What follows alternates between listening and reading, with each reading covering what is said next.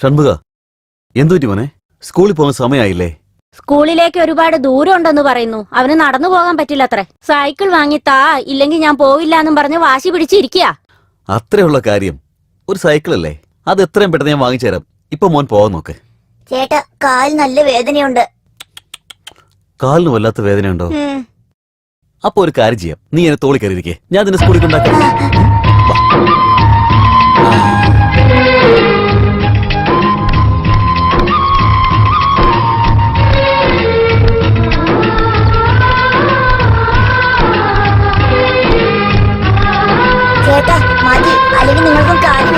നീ സ്കൂളിലൊക്കെ ആയിട്ട് വല്ലാതെ വൈകിയാലേ അധ്യാപകൻ നിന്നെ തല്ലില്ലേ, അപ്പൊ നിനക്കും വേദനിക്കില്ലേ? പോയിട്ടാ മോനെ.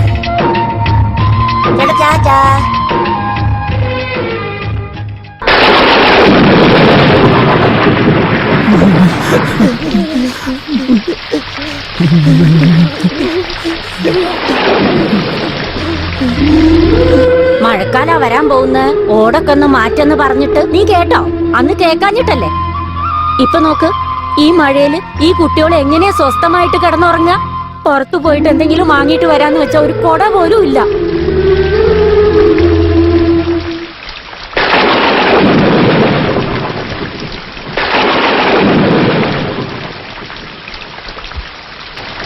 വരും മക്കളെ, ഈ കുടയ്ക്കകത്ത് കയറിയിരിക്കേ.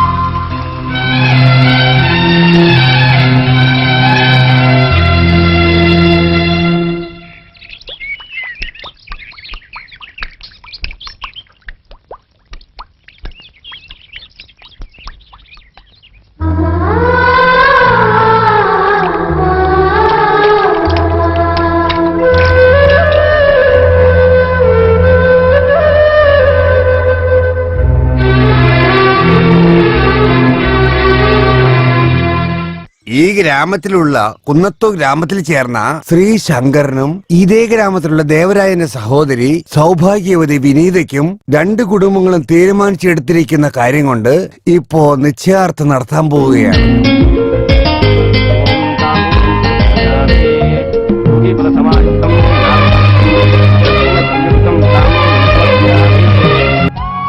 ശങ്കര്, നിന്റെ മനസ്സുപോലെ തന്നെ എല്ലാം ഭംഗിയായിട്ട് നടക്കും മോനെ. ഇത് 170 ഏക്കർ നിലവും പിന്നെ തോട്ടത്തിന്റെ പത്രവും ഇതിലുണ്ട്. പിടിച്ചോ. അയ്യോ, ഇതൊക്കെ എനിക്കെന്തിനാ? വേണ്ട വേണ്ട. ഇങ്ങനെ പറഞ്ഞാ എങ്ങനെയാ? ഇത് എങ്ങനെയായാലും എന്റെ അനിയത്തിക്ക് ചേരാനുള്ളതാ. മേടിച്ചോ, കുഴപ്പമില്ല, മേടിച്ചോ.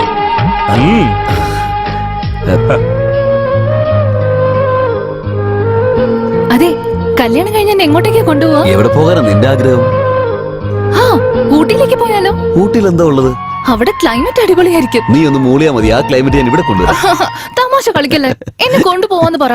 കൊണ്ടുപോകാം. ചേട്ടാ, എനിക്ക് മൂത്രമൊഴിക്കാൻ മുട്ടിട്ട് വയ്യ. എവിടേക്കാണ് പോണ്ടത് പറയോ? നോക്ക്, പുറകിലേക്ക് പോ, അവിടെ ടോയ്ലറ്റ് ഉണ്ട്. എവിടെയെന്നറിയില്ല, നിങ്ങളൊന്ന് കൂടെ വരുമോ? നീ തന്നെ പുറകിലേക്ക് പോയി നോക്ക്, ആ പറഞ്ഞോളൂ. ചേട്ടാ, എന്നെ നിങ്ങൾ തന്നെ ഒന്ന് കൊണ്ടുപോകുവോ? ഞാൻ കൊണ്ടുപോയിട്ടരാം. വാ മോനെ, വാ.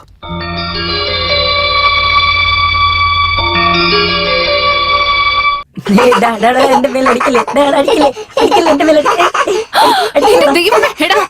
കളിക്കാൻ വരെ സ്ഥലമൊന്നും കിട്ടിയില്ലേ? അവിടെ പോവാനല്ലേ പറഞ്ഞേ? ശരിക്കും തെറ്റുപറ്റിപ്പോയതാ, ക്ഷമിക്കണേട്ടത്തി. നിങ്ങളുടെ ഉദ്ദേശമൊക്കെ എനിക്ക് മനസ്സിലായതാ. ഇനി ഞാൻ എന്താ ചെയ്യാൻ പോകുന്നതെന്ന് മാത്രം കണ്ടോ. അയ്യോ എന്റെ ദൈവമേ, ഇത് മുഴുവനും തീർത്തോ? നിങ്ങളുടെ തലയ്ക്ക് വല്ല ഓളമുണ്ടോ? എന്തിനാ ബഹളം വെക്കുന്നേ? നിങ്ങളിത് കണ്ടില്ലേ? എനിക്ക് വേണ്ടി എന്റെ ഏട്ടൻ വാങ്ങിച്ചെന്നതാ. ഇത് മുഴുവൻ മാറി തീർത്തു പിശാചുക്കള്. വരും മക്കളെ, നടക്ക.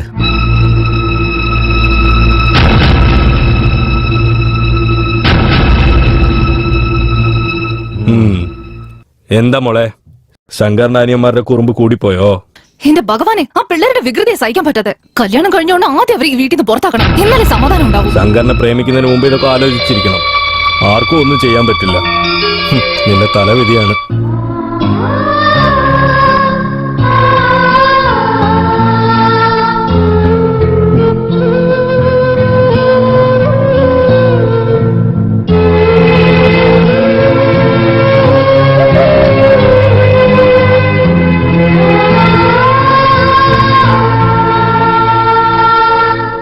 നീ എന്താ പറയുന്നത്? എനിക്കെന്തോ ഈ കല്യാണം നടക്കാൻ പാടില്ലെന്ന് തോന്നുന്നു. നിശ്ചയദാർത്ഥം കഴിഞ്ഞത് നാട് മൊത്തം അറിഞ്ഞു. ഇപ്പൊ കല്യാണം വേണ്ടെന്ന് പറഞ്ഞാൽ എങ്ങനെ? അത് മാത്രമല്ല, എന്റെ അനിയത്തിക്ക് എന്താ കുറവ്? എന്റെ ഭാര്യയായിട്ട് വരുന്ന പെണ്ണ് എന്റെ കുടുംബത്തെ കണ്ണിലെ കൃഷ്ണമണി പോലെ നോക്കുമെന്നാണ് ഞാൻ കരുതിയിരുന്നത്. പക്ഷേ കല്യാണത്തിന് മുമ്പ് തന്നെ ഇവള് എന്റെ അനിയന്മാരെ പുറത്താക്കാനാണ് ശ്രമിക്കുന്നത്. നിങ്ങൾ എന്നെ പറ, അതൊരു ശരിയായ കാര്യമാണോ? അതിലെന്താ തെറ്റ്? കല്യാണം ആവുന്ന പെണ്ണ് ഹസ്ബൻഡിന്റെ കൂടെ ഹാപ്പി ആയിട്ടിരിക്കണമെന്ന് ആഗ്രഹിക്കും. അതാ അവളും ചെയ്തത്. നിന്റെ അനിയന്മാരെ പുറത്താക്കൂന്നല്ലേ പറഞ്ഞേ, നടുറോട്ടി നിർത്തുന്നൊന്നും പറഞ്ഞില്ലല്ലോ. അതും അവൾ ചെയ്യില്ലെന്ന് എന്താ ഉറപ്പ്? ഞാൻ നിനക്ക് വേണ്ടി എന്തൊക്കെ ചെയ്തിട്ടുണ്ട്. വീടും സ്ഥലവും എല്ലാം ഞാൻ തന്നിട്ടുണ്ട്. ഇനിയും എന്തു വേണോ ചോയ്ക്ക്, ഞാൻ തരാം. നിങ്ങൾ തരുന്ന സ്വത്തൊക്കെ ആർക്കാ വേണ്ടത്? ഈ ലോകത്തില് എന്റെ അനിയന്മാരാണ് എനിക്ക് ഏറ്റവും വലുത്. അവരാണ് എന്റെ സ്വത്ത്. എന്നെയും എന്റെ അനിയന്മാരും തമ്മിൽ വേർതിരിക്കുന്ന ഒരു ബന്ധവും എനിക്ക് ആവശ്യമില്ല. നിങ്ങൾ അനിയത്തിയെ വേറെ ആർക്കെങ്കിലും കെട്ടിച്ചു കൊടുത്തോളൂ. നിക്ക്, എന്റെ അനിയത്തിക്ക് നിന്നെ ഇഷ്ടമായെന്ന് ഒരേ കാരണം കൊണ്ടാ നീ പാവപ്പെട്ടവനെന്ന് അറിഞ്ഞും ഈ വീട്ടിലൊരു പണിയും തന്ന് ഇവിടെ ഇരിക്കാൻ സ്ഥലവും തന്ന്. ഇത് കഴിഞ്ഞ് നിന്റെ ഗതി എന്താവും? എന്റെ ഗതി എന്താവുന്നോ? അധ്വാനിക്കാൻ എനിക്ക് നല്ല ശക്തിയുണ്ട്. ഈ മനോഹരമായ ലോകത്തിൽ കോടാനുകോടി ജോലികൾ എനിക്ക് വേണ്ടി കാത്തിരിക്കുന്നുണ്ട്. പിന്നെ വേറെ എനിക്ക് എന്താണ് വേണ്ടത്?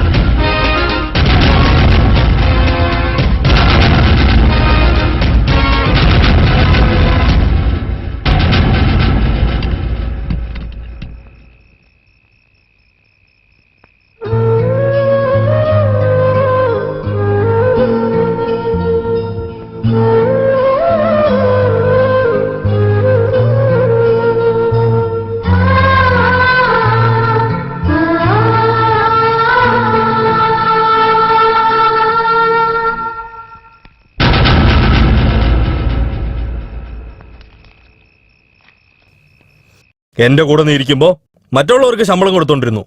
പക്ഷെ ഇപ്പോ കൂട്ടത്തിലൊരാളായിട്ട് കൂലി ജോലി ചെയ്ത് കൈകെട്ടി നിൽക്കുവാ അല്ലേ? ഹേയ് ഹേയ്, നിന്റെ അനിയന്മാർക്ക് വേണ്ടിയാ എന്റെ അനിയത്തിയെ പൊക്കി എറിഞ്ഞിട്ട് പോയെ. ഞാനും നോക്കുവാടാ നിങ്ങളെല്ലാരും എത്ര ദിവസം ഒന്നായിട്ടിരിക്കുമെന്ന്. ഇങ്ങോട്ട് നോക്ക്, നാളെ നിന്റെ അനിയന്മാർക്കൊക്കെ കല്യാണം കഴിഞ്ഞു കഴിഞ്ഞാ നിന്റെ കൂടെ ഉണ്ടാവും നീ വിചാരിച്ചോണ്ടിരിക്കുവാ? ഡാ പോടാ, ഞാനൊന്ന് പറയാം കേട്ടോ. ഒരു ദിവസം നിന്റെ അനിയന്മാരെല്ലാം നടുറോട്ടി നിന്നെ ഇട്ടിട്ട് പോകും കേട്ടോ. അപ്പോ എന്റെ അനിയത്തി ചെയ്തത് ശരിയാണെന്ന് ഓർത്തോർത്ത് നീ ഉരുകുവേടാ. അതൊരിക്കലും നടക്കാൻ പോകുന്നില്ല. തീർച്ചയായിട്ടും നടക്കും. അങ്ങനെയൊക്കെ ഞാൻ നിന്നെ വെല്ലുവിളിക്കുകയാണ്. ഞങ്ങൾ ഒന്നിച്ച് ജീവിക്കുന്നത് നീ കണ്ടിരിക്കും.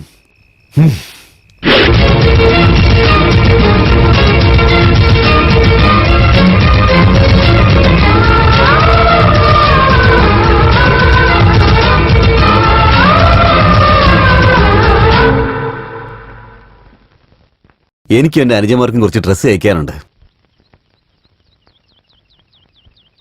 തുണി കുറവാ, അതുകൊണ്ട് നിങ്ങൾക്കും ചേർത്ത് തയ്ക്കണമെങ്കിൽ ഒരുപാട് ബുദ്ധിമുട്ടാകും. ഓ, അങ്ങനെയാണെങ്കിൽ വേണ്ട, എനിക്ക് തയ്ക്കണ്ട. എന്റെ അനുജന്മാർക്ക് മാത്രം തയ്ച്ചാൽ മതി.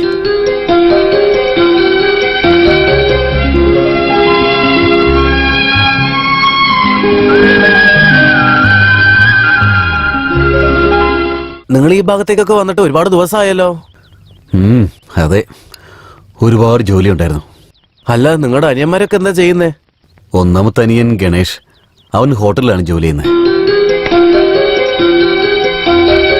രണ്ടാമത്തവൻ ഷൺമുഖൻ, ഇപ്പൊ പോലീസ് ട്രെയിനിങ്ങിലാ. മൂന്നാമത്തവൻ സുബ്രഹ്മണ്യൻ, സിറ്റി കോളേജിൽ മെഡിക്കലിന് പഠിക്കുന്നു.